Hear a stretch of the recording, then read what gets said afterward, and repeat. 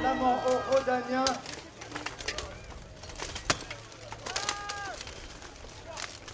Alors, le renard de Lupus Fratum est parti pour déstabiliser toute la ligne d'Armand Flandria.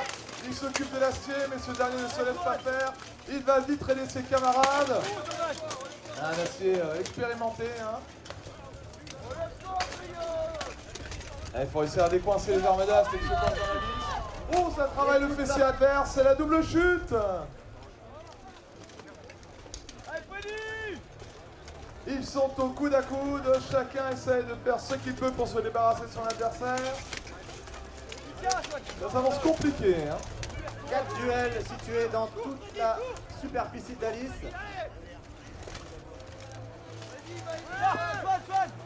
Ah, il y en a un qui a perdu son arme du côté des Rhodaniens. C'est parti, il revient avec son hache à deux mains, il tape. Et ça ne suffit pas. Ouais, ça ne suffit pas. Ça ne suffit pas toujours.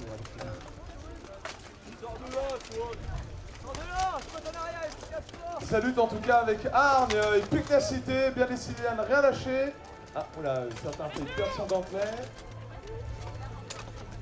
On peut voir les arbitres hein, qui sont répartis pour pouvoir observer de manière adaptée chaque combat dans la lice.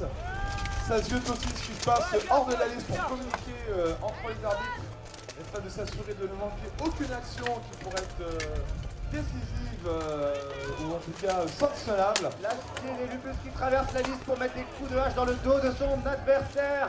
Et non, c'est pas le dos, c'était le bras. Il voulait le faire lâcher pour aider à son camarade de le faire tomber, mais ce dernier réussit à se dégager. Exactement. De l'autre côté, une double chute. Eh oui, une double chute. Alors, on va voir si les arbitres il aurait pu se relever, mais les deux mains ont touché le sol. Une double chute avec perte de son gantelet de l'autre côté. C'est dommage. J'ai vu que certains combattants ont ajouté des sondes entre leur canon d'avant-bras et leur gantelet pour être sûr de ne pas avoir le problème. Ce qui n'est pas bête, il faut dire. C'est même si toutes les armes ont une base historique, elles sont quand même adaptées pour notre sport.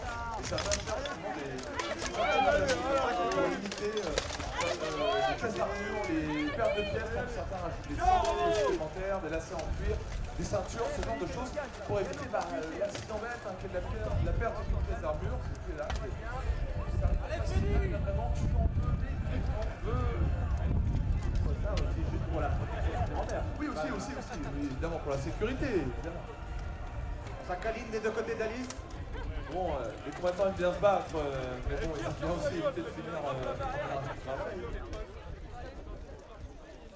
Alors on peut voir l'arbitre central qui est en train l'arbitre Lamet Marcha qui est en train de compter 10 secondes. En fait, il faut savoir que deux combattants ne mettent pas d'action offensive, c'est-à-dire coup de poing ou tentative de, toute arme tentative de projection.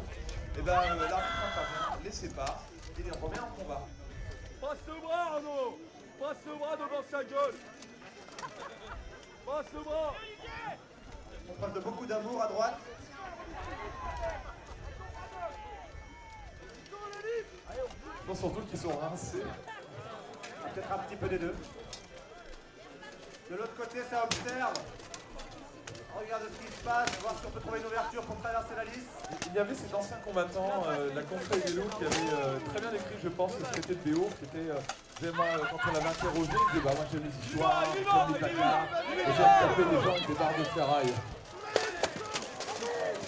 Il a failli tomber, mais failli, ça ne compte pas, donc il continue le combat.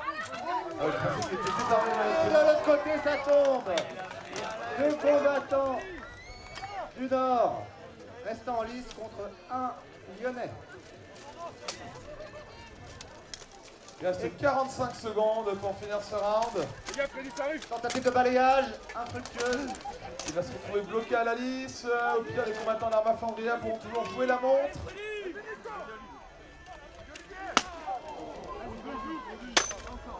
Il va faire tomber l'arbre. Enfin, l'arbre, il est solide hein, quand même. Solide.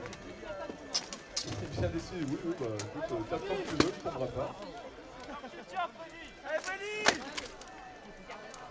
Les côtes sont solides aussi.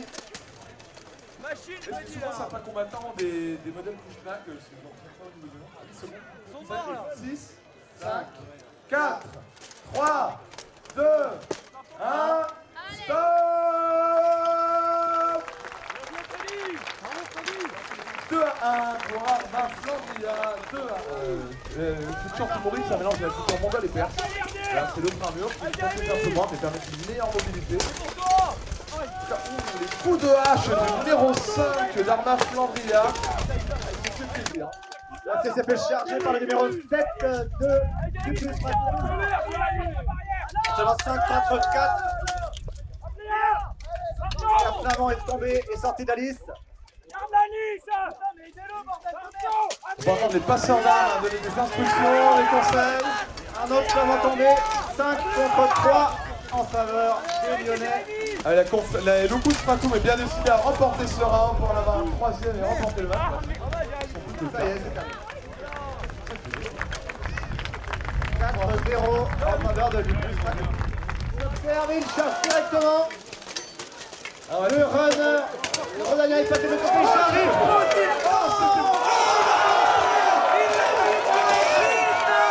Il n'a rien compris de ce qui lui est arrivé. Ah, c'était beau, mais le numéro 7 des Lupus Fratou est incroyable, mesdames et messieurs. Incroyable play de la part du numéro 7. Technique signature d'Andrea Benoît, combattant légendaire du bio français et membre d'Aquila Sequoia, qui avait créé cette technique que beaucoup de combattants essaient de reproduire, mais peu y sont arrivés. Actuellement, c'est terminé.